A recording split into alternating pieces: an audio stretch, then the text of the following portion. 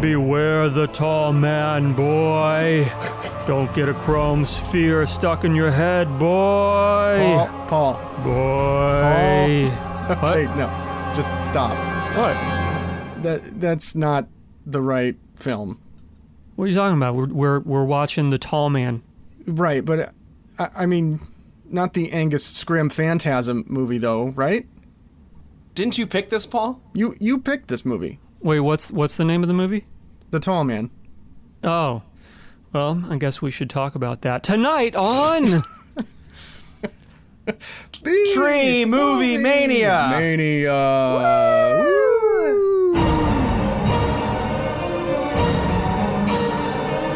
Welcome to the crossroads of camp, the bastion of the bizarre, the place where low budgets meet high praise. Yes, it's B-Movie Mania. And now, B-Movie Maniacs, here are your hosts, the cream of the crap, the connoisseurs of cult, your cinematic creepy uncles, Paul Brooks, Mike Hayes, Jason Huls, and crazy Chris Hutson.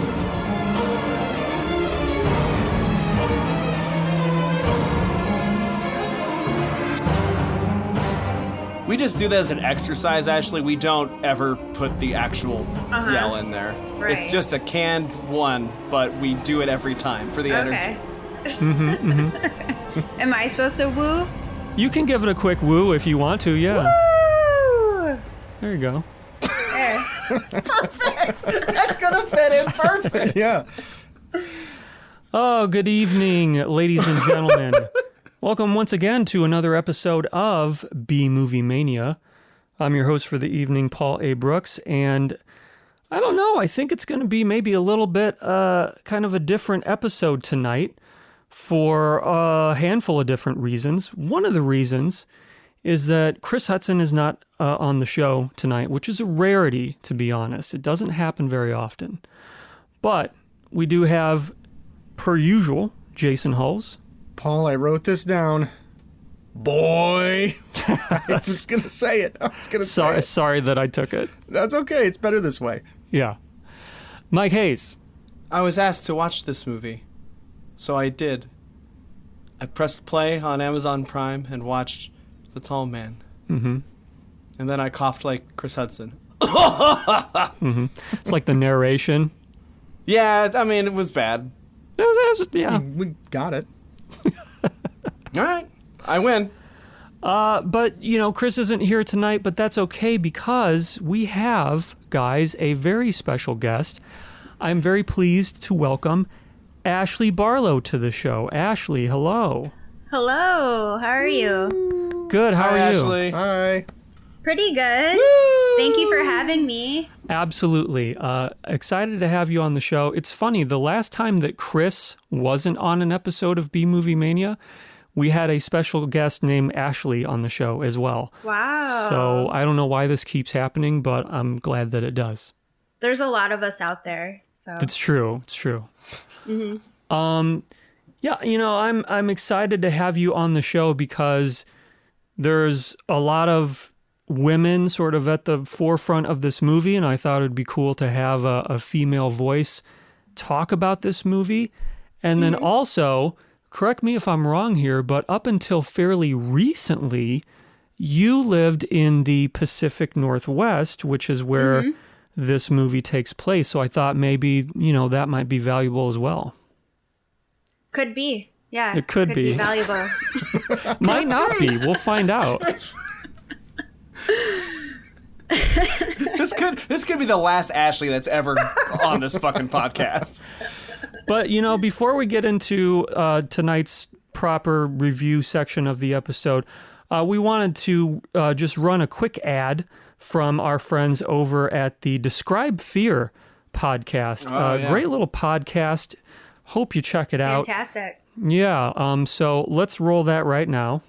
Oh, hey, you want a surge? No. Why? What are you doing? Well, I'm just busy making this commercial. I was going to make it. The B-Movie guys, they want us to make a commercial for them. So that's what I'm doing. Oh, okay.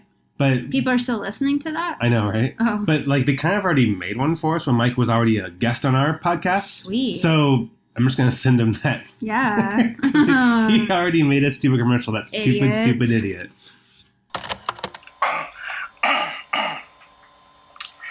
Describe Fear is coming back, and it's ready to fucking rumble. Don't be a little cunt. Just be ready to describe fear. Describe fear! Ashley, you ever listen to that show? I love that show. Yeah, Really? it's interesting you brought that up. I've been listening to it for years. Huh, yeah, it's pretty interesting. Yeah. It's called Describe Fear. It's not. That's not how they pronounce it, and my ears hurt already from just Yeah. that ad. They're Yeah. ringing right now. Yeah, you'll have PTSD from it. But yeah, it talks about like the best movie of all time. You know, the 1996 movie Fear. Oh, right. Sometimes they talk about it, but Right. yeah. Sometimes they'll do like the 2002 movie Fear. It's a great one too. Sometimes other stuff from 96 or whatever. Aren't they just bored and stuck in the past? Isn't that a good description? No, I think now they actually got the they were stuck in 1996, but they took the Spencer gift shot, and now they're in current time. Oh, wow. Oh, I gotta catch up then, huh? Yeah. Okay. Yeah. You All right. you seem to know a lot about this podcast. Do you have any idea why they only go by just hosts? They don't say their names. They just say, we're your hosts. I think it's to protect their identity. You know, there's a lot of fans. They don't want to be accosted when they're out in public. It's just protect their loved ones. Really. Right. I gotcha. Yeah. Yeah. That's fair. Mm-hmm. That's very fair. Listen to Describe Fear. And Ashley, this is a little something right now we do called Quick Takes. Quick takes. Describe quick takes. Oh, thank you. Yes. Nice segue, Mike. Thank you. Why don't you go first for Quick Takes? Paul, is this episode some sort of a test where you're trying to see if we can actually intelligently talk about classism and subjective narrative in film instead of just screaming piss into our microphones for an hour? That's the general idea. Yeah. A little bit of an Interesting. Okay. experiment. Dragging us to some culture here. Jay, what's your quick take? This movie is tall on talent as well as tall on societal questions. Wow. Dear listener, that would be a riff on the old school bonus feature where Will Ferrell is James Lipton and he's talking to the cast of Old School, and he says to Vince Vaughn that he is tall on talent and tall, what does he say, tall in the physical stature physical as well? stature, Yeah. What turns you on? Being on the show here is a real turn on for me, James. You are tall indeed. Tall in physical appearance. Tall on talent. So I wanted to reference that for my quick We just take of heard the what tall it man. was, so yeah, that's exactly what it is. Oh, okay. Thanks Not- for dropping that clip in, Paul. Sure. Yeah, thank you. Sure, no problem. Ashley, hit us with your quick take for the tall man. I'm not really prepared, but I don't know. The whole time I kept thinking of Beale's Veal Sorry? Butchery. Beale's Veal. Because there's like children involved and some kind of trafficking and it rhymes. Is this some new business that she started after she did the tall man? I think so. Yeah, it's kind of like a goop thing, but with veal. Right. Okay, well, find that at your local grocer, I suppose. The tall man. I mean, veal's just cow kids. Yes.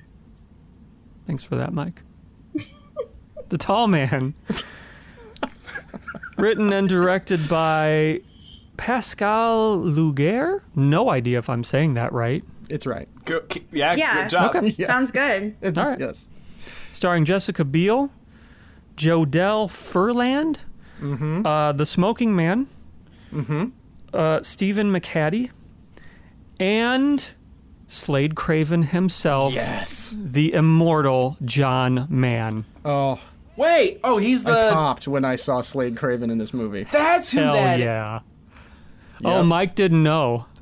The Canadian rock singer. Yeah, the guy in the diner. Yeah. Well, and then who I'd call him head, not police hick.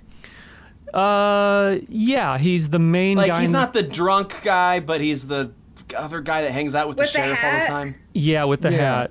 Okay. Yeah. Also known as the CAG from Battlestar Galactica. Correct. Original Battlestar CAG.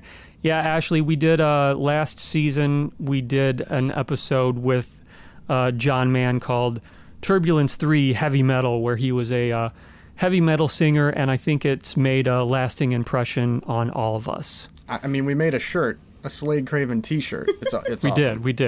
Yeah, he plays a Marilyn Manson type who's doing his final concert on an airplane, and Ooh. yeah, it's a thing. Yeah. Need to check that out. We love us some Slade Craven. We love us some John Mann.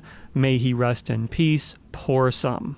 Oh, yeah. Pour some, Mike. You got some Malort. There you go. Oh, yeah, pour some in your mouth. That's good. Ashley, I wanted to see. Here's the thing. I don't think we're going to go through the whole movie plot point by plot point. We haven't been really doing that lately. This is a dense movie. So I wanted to see if you would like to just read the plot synopsis that is on imdb.com real quick. Sure. And then we can just take it from there. Okay, let me look it up. Sorry, I meant to ask you that earlier. Okay. The Tall Man, 2012, rated R, 1 hour and 46 minutes. This is good. 5.9 stars out of 10. Right? Okay. Good to know. When her child goes missing, a mother looks to unravel the legend of the Tall Man, an entity who allegedly abducts children. Is that it? Yeah, that's it. That's all. That makes sense. That is what the movie's about. Yeah. Well, No, it is. Yeah. It is. It doesn't want to give away any twists Well, no. in the synopsis. yeah, but it kind of lies. Oh, I see what you're No, saying, that Mike. doesn't. It literally is what the movie's about. But Yeah. I gotcha. Yes. Yeah. that's what I like about this movie, is that it does have these weird twists and layers. Right. It does indeed. We're going to get all into it. I told the guys earlier today that I was struggling a little bit actually to figure out how to make notes for this movie and talk about this movie. And so Mike actually came up with a brilliant idea where we're going to divide this review into 3 sections. Is that right, Mike? Yeah, I believe there's 3. You might argue 4, but I think the first 2 kind of go together. So I think there's a 3 zone. At least when I watched this movie the first time, my brain went twice in the movie. I went, wait, this is a different movie now. Yeah. So what are you calling the first section? The first section of this film, I'm calling Hello Nurse, Goodbye David. Okay, yes. Can I interject with my own title for the first? Yeah, what do you Alright. got? Mine was The Revenant for Moms. Yes, there's that whole section where it just is Yeah. basically Hugh Glass looking for his little baby. Well, and like fighting an animal and getting messed up. And then like mud. There's a lot of mud. Yeah, a lot of mud. Yeah. So this film takes place in what I believe is a fictional town in Washington called Cold Rock. Jay, describe Cold Rock for us a little bit here. Well, you know, Describe Cold Rock! Didn't even realize when I I did first that. started watching this, I thought, wow, this is such a beautiful setting. Like, Yeah. this is going to be just a nice, ideal small town, but it's really not. It is an economically depressed town. The mine has shut down. People are struggling with work, not having jobs. And it's just a real depressed little knot of people in a very pretty place. I don't disagree with you at all, but I do want to say I think this is a beautifully shot movie. I think it looks for fantastic. sure. I'm saying for the story, the town is supposed to look sort of run down and economically depressed. The movie itself, this is a movie where we're not going to be talking about the same kind of things we might like where, the camera work is amateurish or whatever. I mean, this is a 100% professional, slick movie from beginning to end.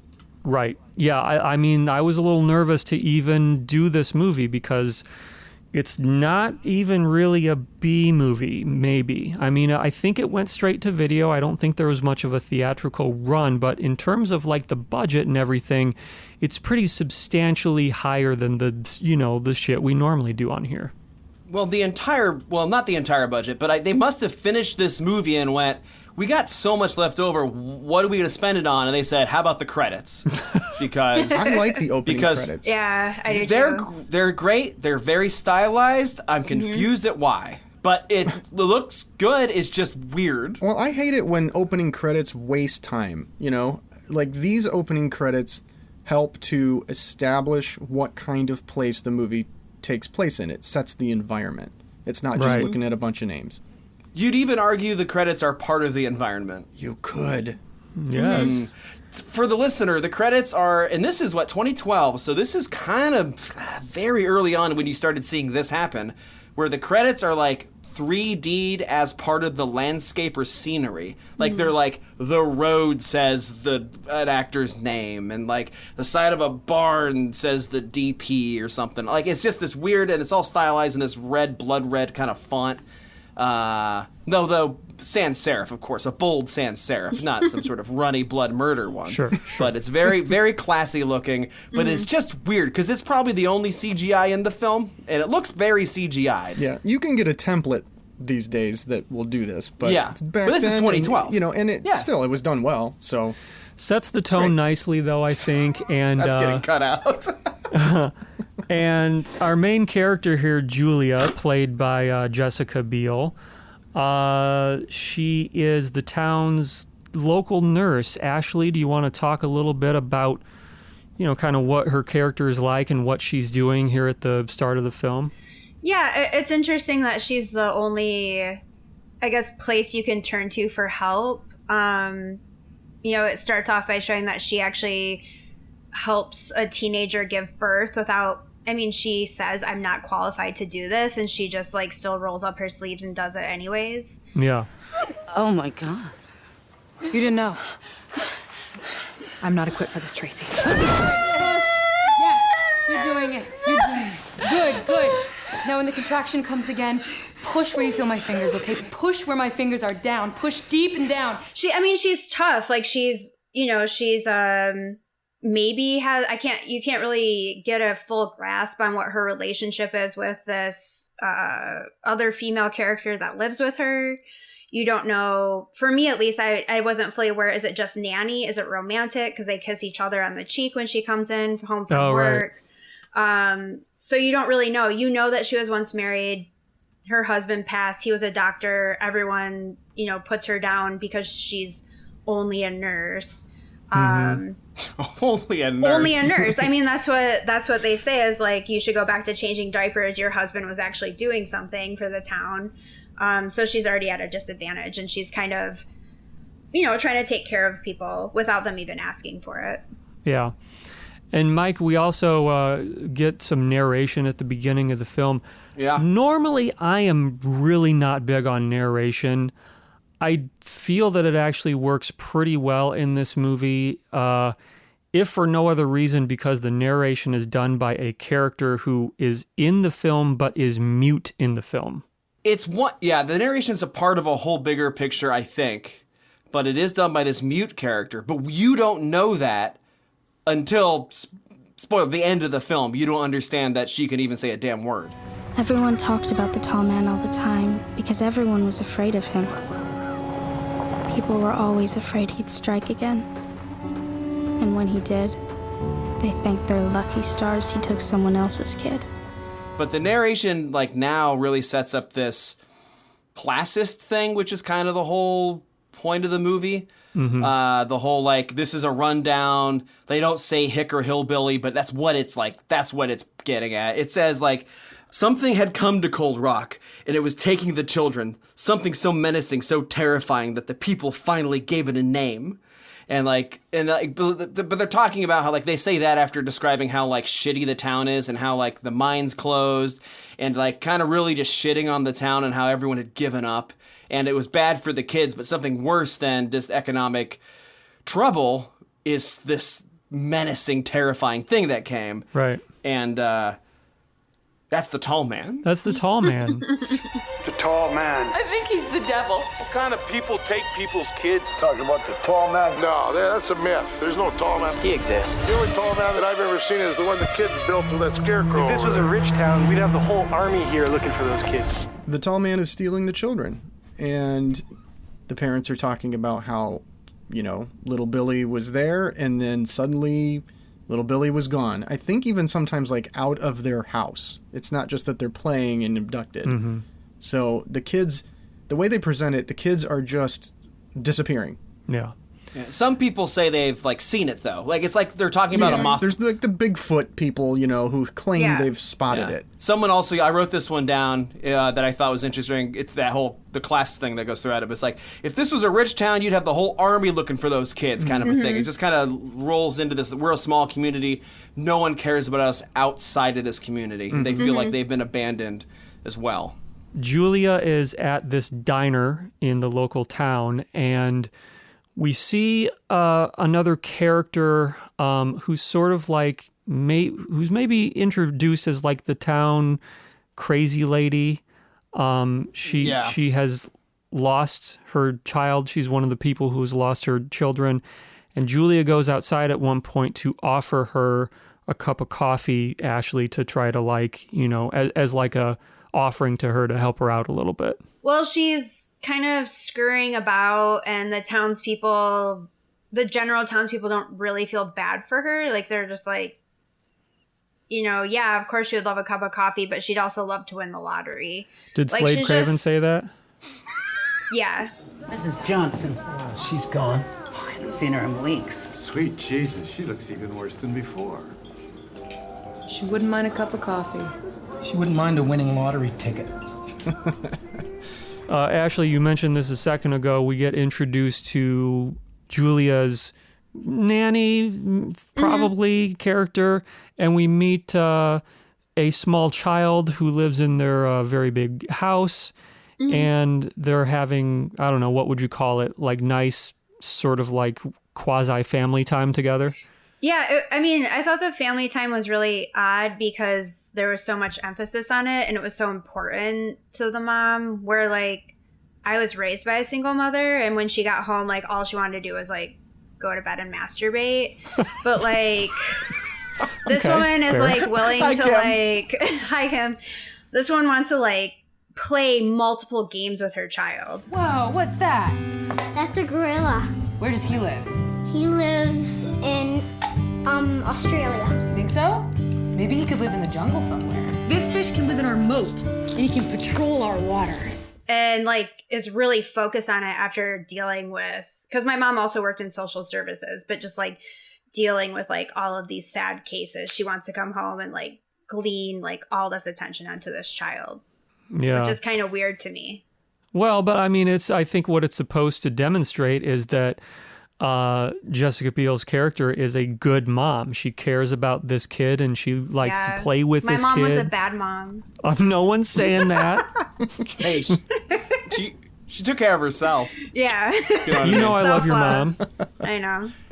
But it's a very happy family unit kind of thing. With whatever Christine, who's the second woman involved in this, whatever her role is, they're laughing and smiling, and like at some point Christine cackles at the rain and then comes in and says, all right, dinner in half an hour or whatever, and they're playing blocks and of only Brussels sprouts. They're only eating Brussels sprouts, torturing the kid with Brussels sprouts, which thinking about it now, maybe that makes sense because she's doing like, that's like the healthiest food, right? And she's doing it for the good of the child, whether the child wants it or not. Oh, yeah. I see. Now that I think about it.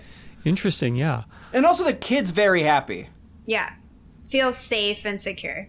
Yes. Right. They whip out some booze here, Jay, and things start to kind of go off the rails pretty quickly after this. They sure do, Paul. They get drunk. Beale gets drunk. Yep. She tried. I noticed she was reading. She wanted to get drunk and then read, and she was reading something. It was like the Odyssey for children, and I tried to figure out how that connects. The Odyssey might be connected to like this movie, if it was some parallel or something. I think it's loose at best, if there is any connection there. That's fine. Not exactly where this is all going anyway. Beale awakens to smashing glass and this creepy ass message or radio program playing about a preacher screaming about going to hell. Paul, you can just put the clip in there. Thank you. Sure. Pastor, I do good works. I take care of my family. I look after my friends. I looked him square in the eye and said, "That's marvelous. Tell the devil about it, because you're going to hell." And as she looks through the house, this should be a guns blazing moment. Like, she should be terrified. Yeah. And she's not really. She gets milk and then sees Christine tied up and bloody on the floor. This reveal was my favorite part of the movie, too. Of, like, seeing Christine tied up. Using the background as a reveal was, like, one of my favorite parts. Yeah, that was really cool. The way they shot that was cool, yeah. Mm-hmm. Then it's sort of like, okay, panic time. And she runs upstairs to get little David, and he's gone. David! And then we get a pretty stunning like action sequence here where Julia actually spots the tall man with David in the house, like running out of the house, chases after him. And the tall man's carrying David, we should say. The tall man is carrying David and gets into a pretty creepy, like, big black truck and takes off. It's Clint Howard's ice cream truck. So, yeah, repainted ice cream truck. And I thought this was really cool. I think I read about this or saw it in one of the video breakdowns that are out there on the internet. This is the point of the movie where you think, okay, well, the van's going to take off and Jessica Biel's character is going to have to spend the rest of the movie searching for where the kid went to and trying to get the kid back. No, she grabs onto the back of the van and is going for a ride here, Mike. Yeah, I mean, this starts the second half of this first part, the Goodbye David, or as Ashley aptly put it, Revenants for Moms. I mean, you let me know when section 2 is starting. I don't think we're quite there yet. No, we're not quite there. There's a turn after this, but you're right. It's not just, as you put it, like, you think that she's going to have to now hunt them down, and she doesn't. She is able to supernaturally catch up to this truck and hold on to it. But to a stunning and fantastic action sequence with this giant truck that goes on. It is all very, very good. I will say, when I was watching this sequence, though, if there was, like, different music, it could have been, like, a slapstick comedy. Like, there were certain points in this movie that I was like, wait, were they trying to do a comedy, but they realized Jessica Biel wasn't funny, so they were just like, let's flip this. Just like, oh, man, this is a bad day. It's a very bad day. And it was just kind of like a funny bad day. Just one thing after another. But yeah, tall man takes off with David. Yeah. Who I wouldn't abduct if I was abducting children, because the child wig alone, the maintenance of it, like, is not worth it at all. You think that was a wig on that kid? 100%. Huh. Okay. When I saw David for the first time, I was like, you know this kid's going to get creepy later in this movie. Yeah. Like, he just looks like okay, they cast him to look creepy later. Yeah, we need a Damien type character here, so let's get him. Yeah. We need to talk about some of our other characters really quick. It may have happened a little bit, or we've seen them earlier in the film, but you got John Mann in the diner, Slade Craven. All I'm saying is... Yeah, well, what you say is bullshit, Chestnut. He's not the boogeyman or the devil or any of that old wives' tale crap. Tall man my ass. The guy's got a name and he'll shit himself like anyone else when we drag him to the chair. You got Smoking Man. I actually didn't even write down his real name. William something? Smoking Man.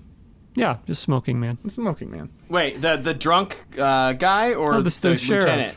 The sheriff. No, the sheriff is Chestnut or Dodd? Chestnut. Yeah, and then Lieutenant Dodd. Yeah. Lieutenant Dodd's not from the area, right? Is he He's like a Fed county guy or something? Yeah, he Fed. comes in whenever kids go missing. He's a Dale Cooper. Okay. I kind of thought Chestnut was supposed to be played by a horse too. Like it was gonna be like a horse cop. A horse cop? We have Slade Craven and a horse cop. Well, it's the smoking man from X-Files. Wasn't supposed to happen like this. That's why you have to go to the mine. I want to know what she's up to. Jesus Christ. We're on the same boat, brother. Oh, don't brother me, you prick.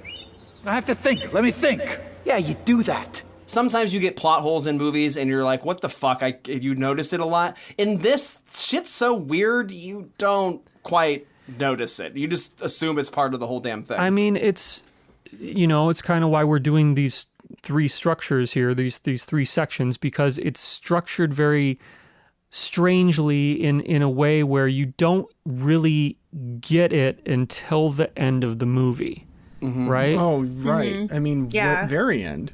Right. And I think that's awesome. I mean, they're doing things like this truck fight.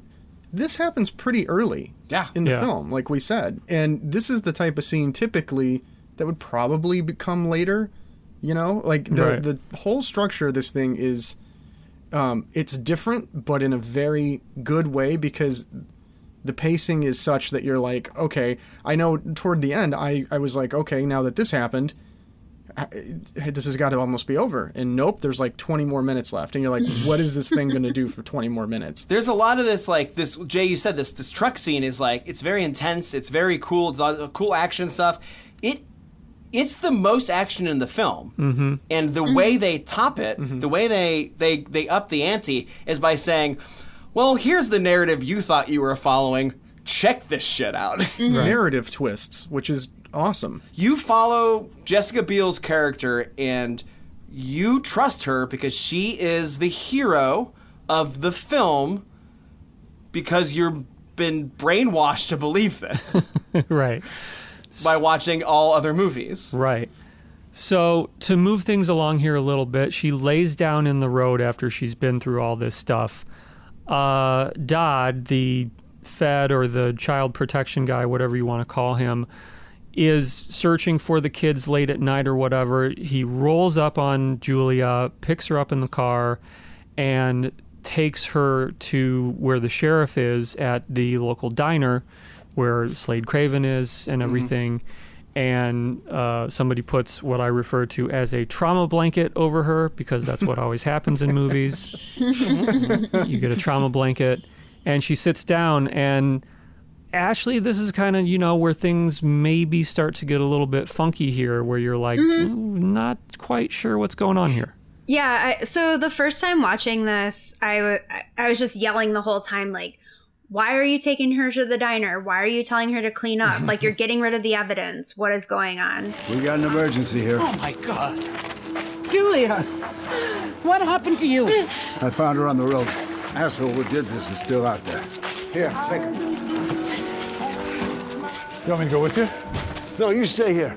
Get an ambulance. Take care of her. Yeah, that's such a good point. Getting rid of the evidence kind of stuff. That's what you think, right? While you're watching it. Yeah, you're getting rid of any fibers from weird places and fingerprints and all this. Jessica Biel's character Julia cleans up, and they focus a little bit more on the strangeness that's happening with the town folk.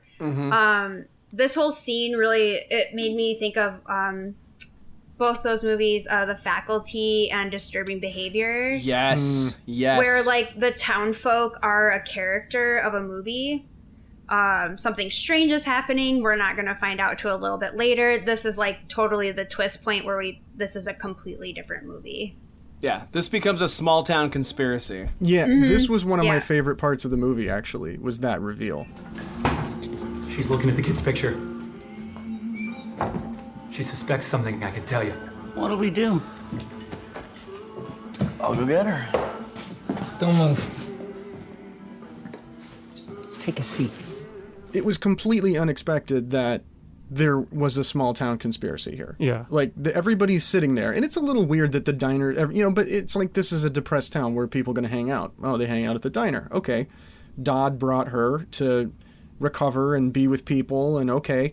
Then all of a sudden you learn, wait a minute, there's this weird shrine with David, a picture of him, and now suddenly the whole town turns and is now out to get her. He's left! That bitch is in the forest! Grab what you need out of your trucks! So the townsfolk have turned on her, and she escapes through a back door. And she does it so I went, hell yes. I was so excited when I saw what happened. She escapes through the town door, and the sheriff's kind of like a Andy Griffith bumbling kind of guy. Little bit bumbling, yeah. Yeah, not awfully, but just a little. He doesn't seem like he's got quite his grip on everything. Right. He decides as the town's looking for her in the woods, he decides to go drive off and talk to the tall man at the tall man's hideout, which is some abandoned warehouse or something. Yeah. And then he goes up, and we see the shot. The camera pans across the cop car, and she pours out of the back seat of the car because she hid in the back of the sheriff's car. That's how fucking unobservant this guy is. It's great. But then she gets into the warehouse, and we get this. On the review, this was so good. So I guess I didn't say this. I went into this movie thinking it was going to be a scary movie. I thought this was a spookster. Mm-hmm. And I'm not a huge fan. I don't like jump scares. Like, I am a baby with this kind of stuff. And so this whole scene, she's creeping through this warehouse trying to find David. And we keep seeing the tall man whoosh across places. And on the first viewing, you're like, uh-oh, this is going to get scary.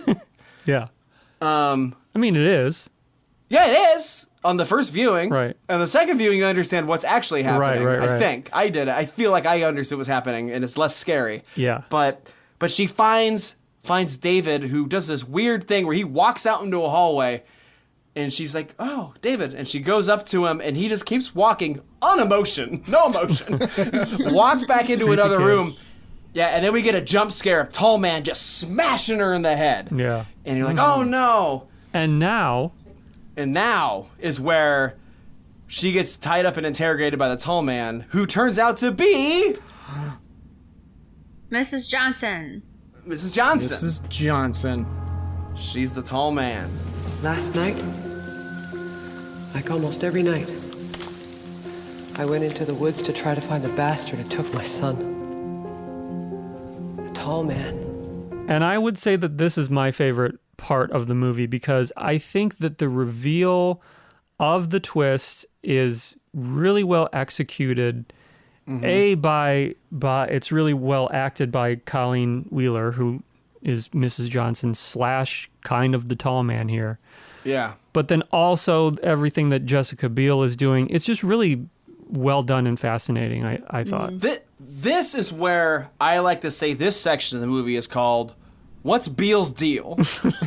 Because for a bit, you don't understand what's happening because you're coming from this small town conspiracy situation, and then there's this discussion of brainwashing and all this stuff going on, and you're like, wait a minute, what can I believe? I don't know what is reality now. Mike, is Biel's Deal a competitor to Biel's Veal? Are you guys in the same market, or what's going on? Well, you can get there? a deal on Biel's Veal. I was going to say, I think the deal is the veal. Yeah. In this part. I mean, we find out about how much veal is involved in what she's doing. And how much veal is in her deal? And what kind of deal there is. I hear that takes no money. I believe it's free. It's free veal, yeah. This deal's veal is absolutely free. That's the Beal's deal. What is Beal's deal? It's the veal. More specifically, what is Beal's deal? Child trafficking? Well, I suppose that's one way to put it, yeah.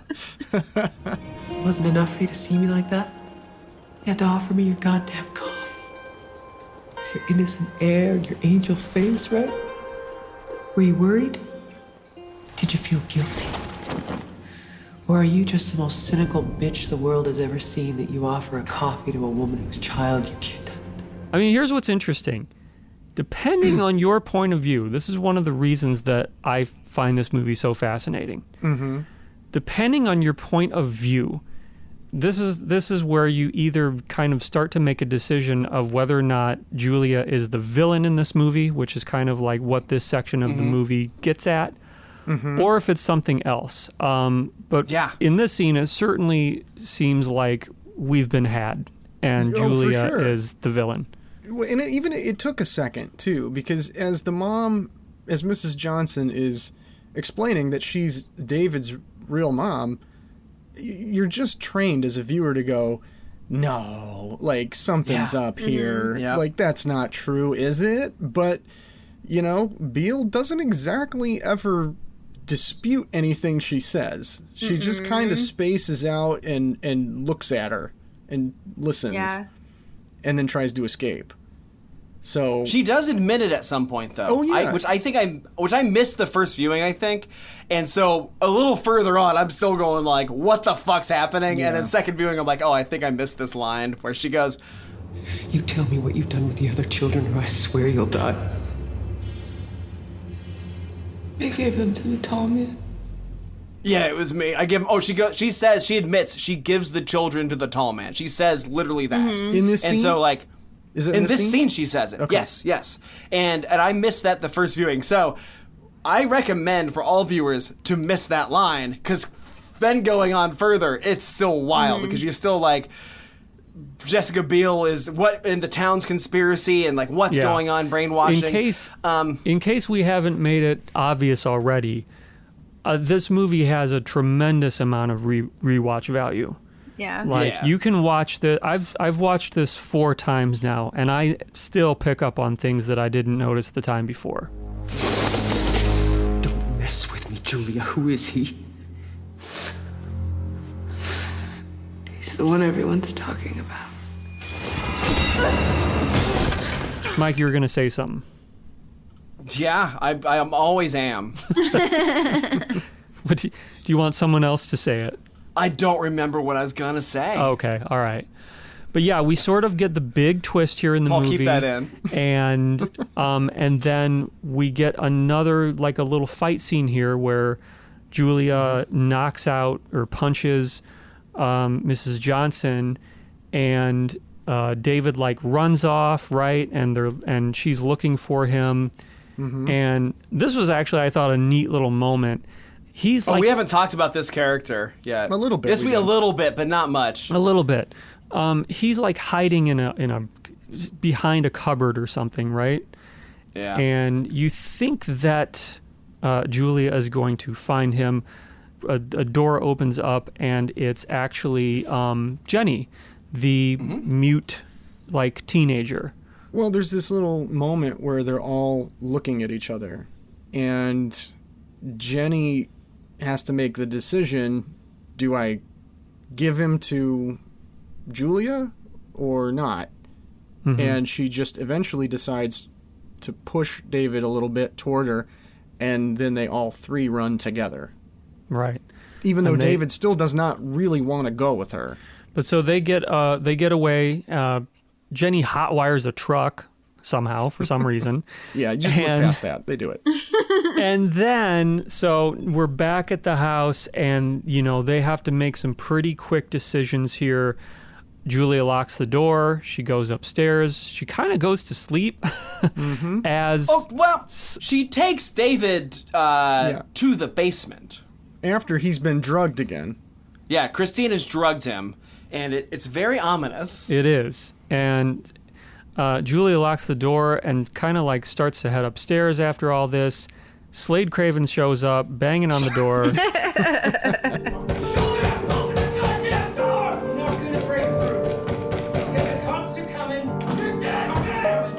For anybody who wants to look at the technical side of this next bit is masterful, technically. Yes. Because Beale goes upstairs, like you were saying, Paul, and falls asleep. And the camera's panning around the room, and you start to see these photos of her and her husband, who you have not seen, in their life together. And it looks like they've been helping children in all over the world. Then when it comes back around, the day, it turns to daytime. She's sitting in a chair looking out the window, and cops are in the room, and she's got handcuffs on. She's been arrested, Can I keep going here? Keep going. They lead her out. Dodd's giving her advice, don't engage with the crowd, but you can hear there's a huge crowd outside now. They lead her down the stairs, and the camera stays on her the whole time, and you see people crowding in from either side trying to get to her, and they're screaming at her. They put her in the cop car, still one shot. And as they're starting to drive away, Slade Craven takes a giant rock and throws it through the back of the cop car window and hits her in the head. And then that's beautiful. where it cuts. Yeah. Beautiful shot, too. It's awesome. Crazy. Seeing him throw it, like, the editing and the cinematography in this is fucking great. Mm-hmm. Hey everybody, Paul here. Just want to let you know really quick that at this point in the recording, something happened to Ashley's microphone. We're not exactly sure what, but you'll notice a little bit of an echo on her recording for the rest of the episode. Now, why did this happen? Was it the tall man? Was it some sort of ghost in Cold Rock? We just don't know. It's not super noticeable or anything. Everything's going to be fine, but I just wanted to let you know in case you do notice it. And now, back to the tall man. So, Mike, are we at Section 3 right here? Yeah, we're at Section 3. This is called Human Trafficker? I hardly know her. Pretty can it also good. Can it have like a semicolon of like Wayfair? Wayfair? Well, like Wayfair, you think oh you know? no, the thing with the thing? Sorry. Is that what you're talking about? I was talking to someone about this at the bar the other night, and I was like... That weird closet thing? Yeah, it was like... you buy a dresser for $4,000, you get a cool new kid. Because its name's Cynthia, it has a child in it. Sure, that will be the subtitle, the Wayfair closet or whatever. So this is where the investigations begin. This is where the movie changes to where it's become an investigation into Julia instead of us really following Julia anymore. The whole movie up to this point, we've been following Julia and believing her perspective until that narrative of hers became untrustworthy, in which now we've gone to a separate outside narrative of hers that we're now following and trying to break down what the fuck Julia's or Deal's Beal is. Yes. Wait, Beal's deal is. And this is cool too because this is also the beginning of the movie. So it's gone back now to the beginning, but your perspective on it has completely shifted. Yeah. And she's in the hospital because she's got a bunch of glass in her face from Slade Craven throwing that rock. Hell yeah. Oh, that is what it's for. I didn't... Beautiful shot. And now the police are excavating her property, looking for the kids. Dodd is in there trying to get the information out of her where they are, and she's pretty much just not talking to him. Yeah. And this is one of the parts where I was wondering, I'm like, man, this is crazy. How much more movie is there left? And I'm like, wow, there's a half an hour. Mrs. Stanton, are those children dead?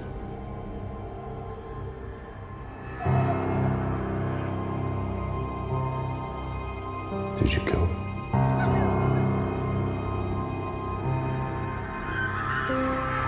Did you kill them, Mrs. Stanton? There's a great scene here, too, where Dodd's like, well, we're going to try this. Beal won't talk to us. We're going to try to have Mrs. Johnson talk and get her to say something. So she goes in and talks to Beal face to face, and we get this whole sort of monologue thing from Beal when she finally cracks and explains what she's doing.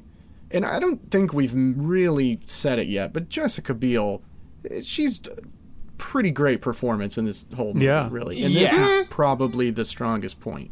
I mean, this is easily the best thing I've ever seen her in. We're so limited, but the eyes of every child are filled with potential and hope, and we should embrace and nourish that potential, but we don't. And we continue to make the same mistakes. We continue to let the children grow up broken and lost, just like their parents.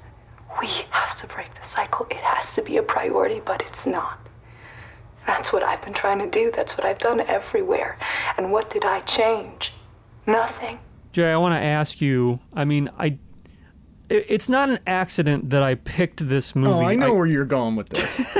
I know where you're going with this. Go ahead. Go there, Paul. What? For our listeners who don't know, and for Ashley's sake, we reviewed a movie last season called The Evil Within.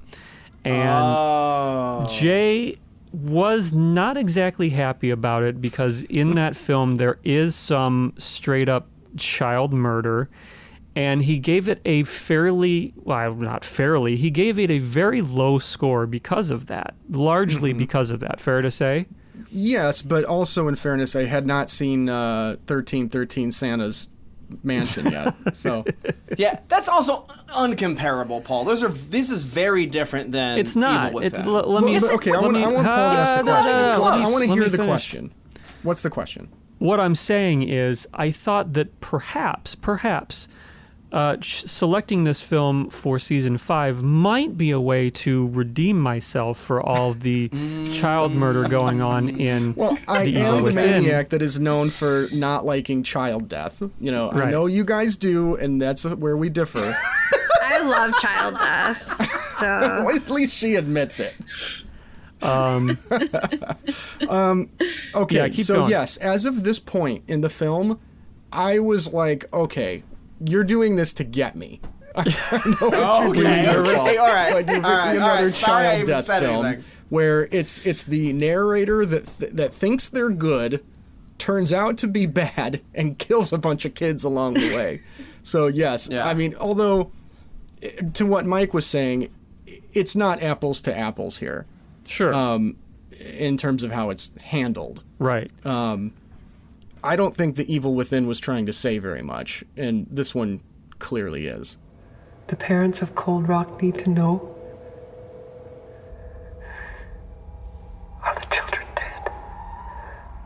it's interesting because, as you said, there's a lot of women in this movie, and it's two women talking to each other. Obviously, you have one that's experienced extreme loss, and the other is pretending that she's murdered her child. Well, you don't know. I know you don't know that yet, but it's just, I don't know. It's like the conversation is so interesting because they're trying to appeal to Julia's want to be a mother. Like they're assuming that that is like purely what women run on, is a want to be a mother, which is bullshit because there are some of us who don't want children, but we still care about kids. But like, well, an appeal like that wouldn't mean much. It might not. I don't think it's bullshit within the context of the film. They think that maybe she was kidnapping these kids because she wanted can't have these kids for children. herself. Right. She says she can't have children. But a lot of things are said in this movie that aren't true. But at the end, and that's the thing. The That's the narrative thing is about this. unreliable. Yeah. That's what we're watching here, an unreliable narrative, a subjective narrative. So we don't know that. And- She easily could just, because honestly, after this movie, I didn't think she couldn't have children. She didn't want to have children the same reason I don't want to have children, is because this world is so fucked up. And because at any moment the society can turn against you, that why would I want to bring a child into it? Who then has to like make their way through that same fucked up system? Mm-hmm. I think you may be right. I don't think we'll ever know, but I We think won't you may be know, right. but that's Yeah, what but- I took from it. Where are they? In the forest. In the tunnels. Everywhere. As far as we know, we don't know if they're dead or alive. We think that there's a possibility that she killed these kids. Yeah. You know what? Are you telling me that the Grim Reaper isn't a human trafficker across the river Styx? It could be. Really? So is she like really? the Robin Hood of human trafficking? That's what she thinks of herself as. That is what she But thinks of actually, herself Jay, that's fucking insane. That's what she thinks. Yeah. But at the end of this conversation with Clarice, she does say the children are dead. They're dead. And she says, "Where are they?" And she says, "All over the woods." Right. Yeah. Well, it's established earlier on, that it's a mining town, and that the Smoking Man says like the whole town is basically built on Swiss cheese. Mm-hmm. So they could be anywhere underground in these caves, and it would take like 20 years to find all these Right, kids. and we didn't point out that the fact that Beale's basement is connected directly to these mines, True. these caves, that They go down there and they open up a cabinet, and it opens up into a giant underground cave. Mm-hmm. That's a big reveal, because she takes David down after he's drugged, and they're like, "This is you take him and then you come back." And she goes down there, and we don't know what she's done to him down there. Right. But then the cops go down and they reveal this giant cave system, and we go, "Oh, okay."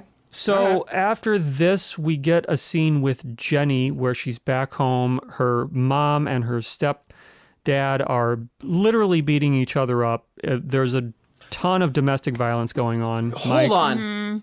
Is it stepdad? I think it's boyfriend. No. He's the father of her sister's baby.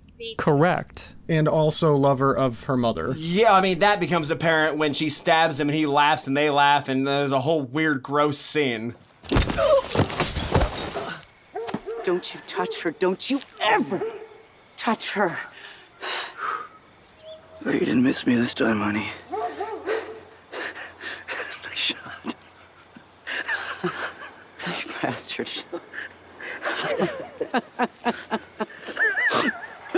Jenny is disgusted by the entire situation. She takes off, and she finally, Ashley, she kind of gets what she wants here when she's off in a field trying to not deal with the domestic abuse at home. She gets swept away by a hooded figure, much like she is drawn, much like people have described. And so he's driving, or the person in the hooded figure is driving away with her in this like container, and she doesn't know where she's going. They zoom out. I don't think it's Seattle. It doesn't really look like Seattle. It's Seattle. It's supposed to be Seattle. But the bridges... Whether it's on film. So as a Pacific Northwest... Yeah, see, this is why we had you on the show. Professional, the bridges are going the wrong way. Okay. So. That's fair. But I will tell you this, and it's something I forgot to mention earlier, is the reason you know it's Seattle is because they do say... Well, we reveal right now that the... Can I just say it? Yeah, go for it. The tall man is Jessica Biel's husband, and they're trafficking children to rich families in Seattle. That's where they're all going. Well, That's at least the whole that bit. division is. There's many divisions across the U.S. Yeah, they talk about divisions. The women who saved this girl paid a high price. One of them is dead, and the other will never again see the light of day. I know. I saw her on the news. Your money is an insult to her sacrifice. Will Jenny be the last one being taken care of? The last one from what division? I mean, we're essentially at the end of the film here, right? Jenny gets swept away to Seattle, and we basically get an ending sort of piece of narration from her again, sort of a bookend thing, even though she's got a little bit in the middle. And we, get a peek at her new life here in this, what may or may not be Seattle. So what Biel has done is she's falling on the sword for this organization that she's working with. She is letting everyone believe that she is a monster who has killed all these kids so as not to reveal that they have been trafficked to families with higher incomes and more opportunity. Right. Where these kids are going. That is the whole point of what this underground operation is doing. Every morning I wake up to the same thought of giving it all up and running back home. But I remind myself I wanted this life. I wanted it. I made it happen. I guess it's better this way, right? Right? They ragged on poor people the whole movie and then said, well, we'll throw in a or is it at the end, and then we'll see how this goes. All right. It was a little weird. Well, that is your opinion, and that is what I really like about this movie, is that it brings out a lot of varying opinions. So I'm glad you said that, Mike, because if I may, before we get into rating time here, I want to do something that I don't think we've hardly ever done on B-Movie Mania before. I want to look at just a couple user reviews on the internet of this movie, because I find this fascinating. So I just have a couple here, but I want to go through them real quick and get your guys' opinion. So these are from from IMDb, but this is from user 1 of billions, and he says, absurd, 1 star. Spoiler, this movie tries to make a moral statement and insinuates it's okay to steal poor white trash children and turn them over to upper-class families willing to partake in collusion of the crime. That's absurd. There are groups of these kidnappers using the same ploy around the country. What? That aside, the dragging plot is more annoying than entertaining. T. McGee says... That person sucks, by the way. You don't have to agree with, the thing. They obviously were ragging on poor people the whole time, but, it doesn't make the movie not a movie. What are you talking about? It's a fucking movie. I guess what I'm getting at here is it's fascinating to me how sort of, personally people are taking this. Well, it's not a news broadcast. It's a fucking movie. Right. That's what's happening in the movie. You're supposed to feel gray about it. T.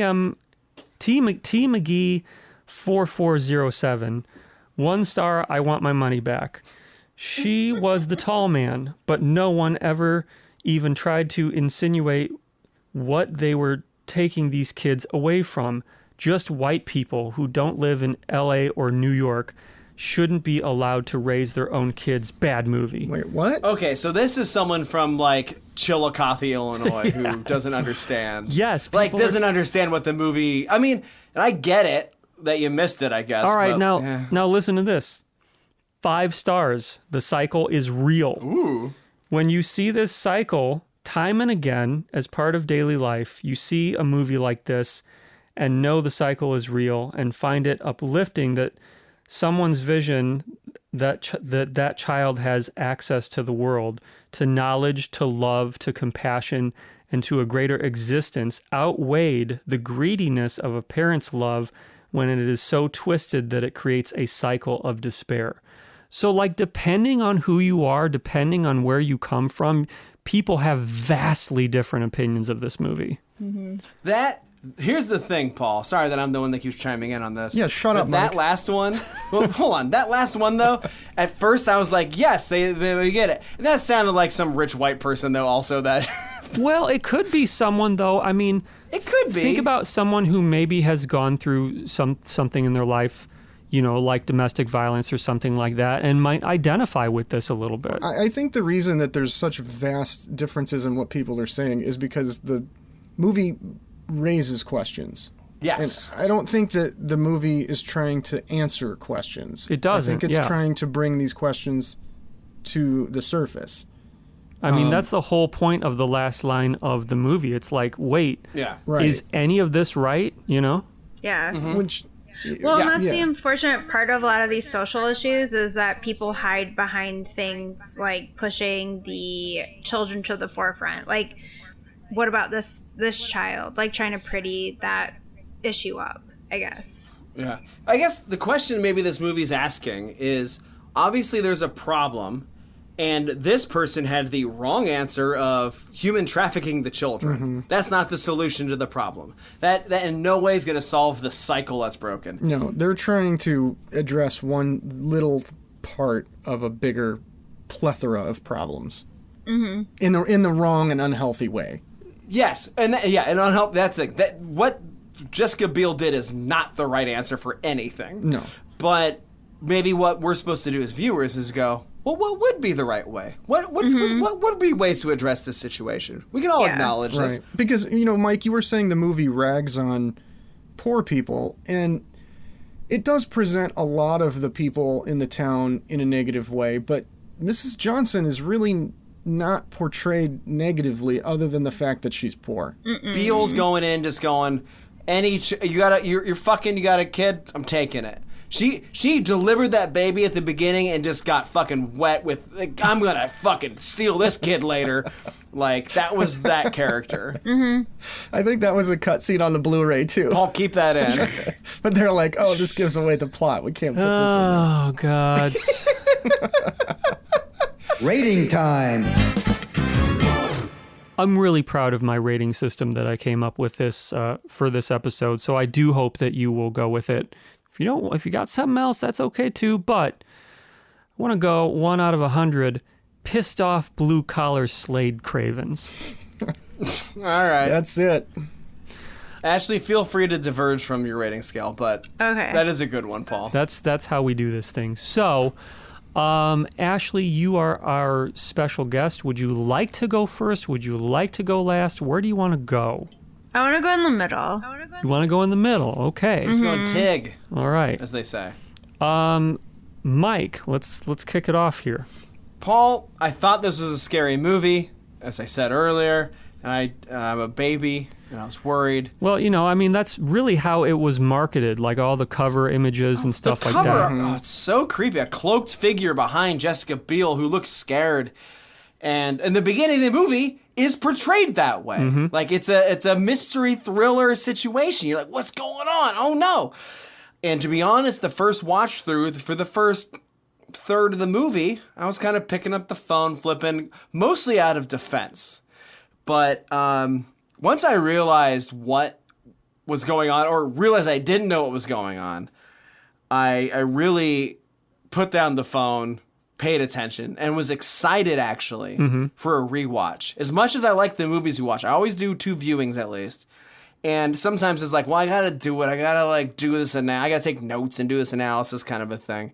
But this one, in a long time, as much as I've loved a lot of the movies we've done, this one I was very excited to rewatch and put the pieces together and understand what I had seen. And I think this is a really well done movie. I think it's fucking great. So I'm gonna give it a 5. For every 8 of the 18 children that were human trafficked. So that's a 90. Wow. Pissed off blue collar Slade Cravens. Wow. Very nice. Ashley, go ahead. So this movie reminded me a lot of my favorite movie, Fear, from 1996, which is the vehicle for Mark Wahlberg's career. Without the movie Fear, Mark Wahlberg would not exist. Right. So my rating's going to be a little different. I actually think this movie could be a prequel to the movie Fear because they didn't really establish time that much in it. I don't remember there really being cell phones or anything like that. Also, the child's name is David, and Mark Wahlberg's name is David in Fear, and he gets moved around a lot. He's kind of fucked up. So honestly, this movie could have been David McCall's life. Wow. It's in the Pacific Northwest. Oh yeah. He gets placed in Seattle. So 100% this movie, I think, is the prequel to Fear. And so my own rating is going to be, is this Fear or no Fear? I'm going to say Fear because it is the prequel to Fear. Oh, wow. Okay. Pulling out the Describe Fear rating system. Little shout out to Describe Fear. Very nice. I guess. Wow. Okay. Jason Huls. Yeah, this movie... sometimes we watch these things and there's no depth to them or very little depth, and it's just like you're starved for substance. And this movie has so much substance to it, and it's so well done. It's like a nice drink of water when you're thirsty. It's very well done. I think we were a little thirsty at this point in the season. Yeah, I think we were a little thirsty. So, yeah, very satisfying to watch this movie. I am glad that I was wrong about my assessment of it being like Evil Within. And right. I love that it asks these questions and brings them up and gets people talking about things. I thought that was great. I'm going to go 84 pissed off blue collar Slade Cravens. Wow, okay. Very really nice. enjoyed this. I think it's great. Higher than 5. I'll take it. Yeah, way higher than 5. So, Paul, is your rating higher than 5? Yeah, well, look, I just want to say that I'm really glad that you guys liked this movie. I mean, I really didn't know if it was going to be a Paul, what the fuck? Why are we watching this sort of situation? Because it's not the sort of thing that we typically do on this show. But I'm glad that we did it, and I'm glad that you guys enjoyed it. And I'm glad that we learned that it's a prequel to Fear. So that's all good things as far as I'm concerned. I do recommend that you watch this movie a couple times because there's just, like I said earlier, a tremendous amount of rewatch value when you pick up all the little things that they sprinkled in there that read completely differently the second time around. Can I add one that I didn't notice? I put this in my notes. When the reveal happens that she was the killer or the trafficker, Yeah. I noticed at that point there are bars on all the windows of her home. Oh. And it just took on a completely different meaning. Yes, I noticed that too. It's to keep people in, not to keep people out. Keep them out. Yeah. Yes. Didn't pick up on that. Four times I've watched it now, and I didn't even pick up on that. Wow. Yeah, really enjoyed this movie. Highly recommend it. I am going to go 87. Pissed off, blue collar, Slade Cravens, just bringing that plane in on a safe landing, touchdown, and just yeah. Yeah. That's from Turbulence 3. I wish I could. Oh, I thought that was right now. I thought that was the thing from The Shield. Could be from the. Why do you keep bringing up the damn Shield on this show? Jeff, yeah! I'm sorry.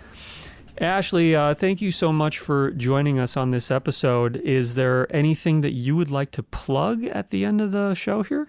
Well, I want to thank you all for having me. It's been a lot of fun. I liked watching this movie too, twice. Cool. I'm glad you watched it twice. Yeah, I'm going to plug a few things. One is an organization I really love called Black and Pink, which is a free world ally to incarcerated people.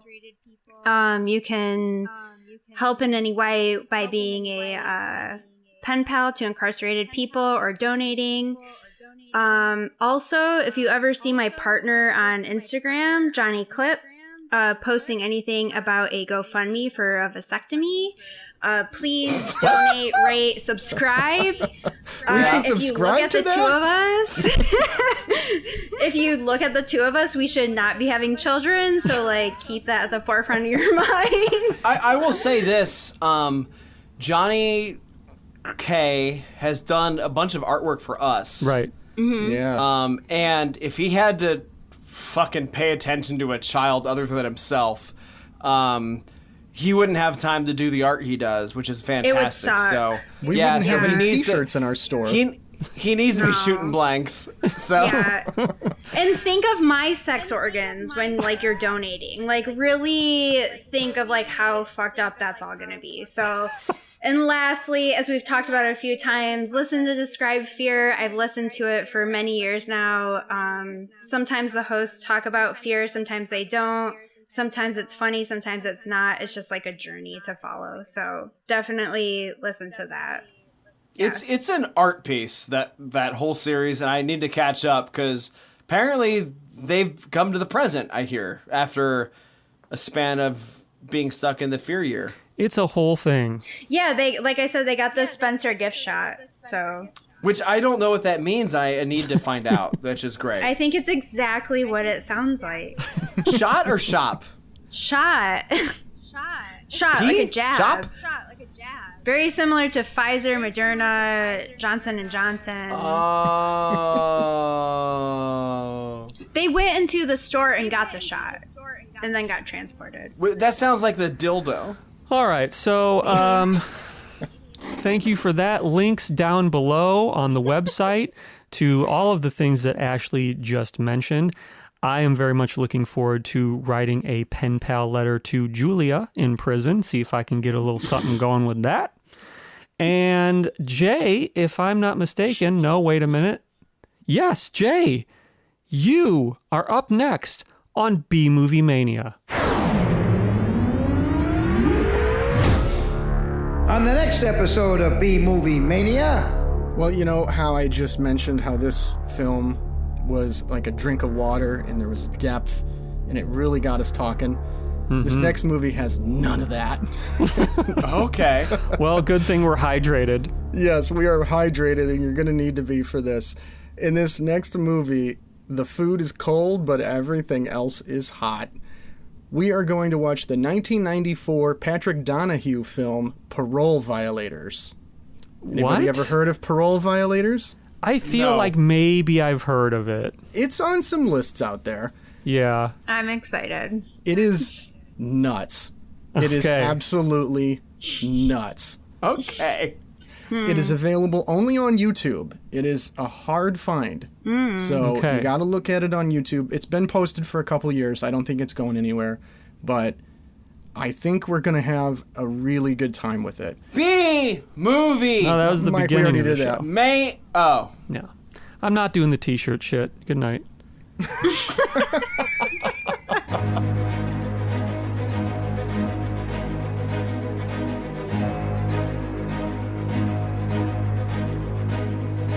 Listen up, maniacs. Do you have a question or a comment? Would you like to send some bourbon to Uncle Lloydie? You can contact the gang on Facebook at B-Movie Mania. You can also drop them a line at bmoviemania.com. Reach out, touch them. They're touching themselves, and they might just reach back. I'm Lloyd Kaufman saying, see you next time on B-Movie Mania. Woohoo!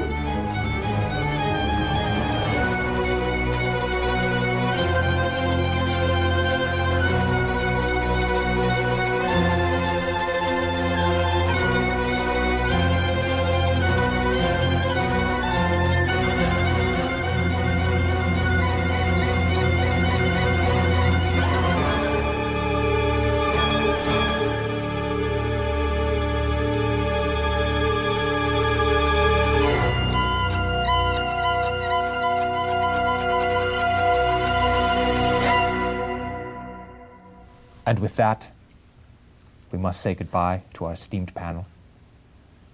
What a wonderful evening it has been. I thank you. Thank you. I give to you Vince Vaughn. Thank you. Luke Wilson. Thank you. Will Ferrell. Thank you. Todd Phillips. Old school. Thank you.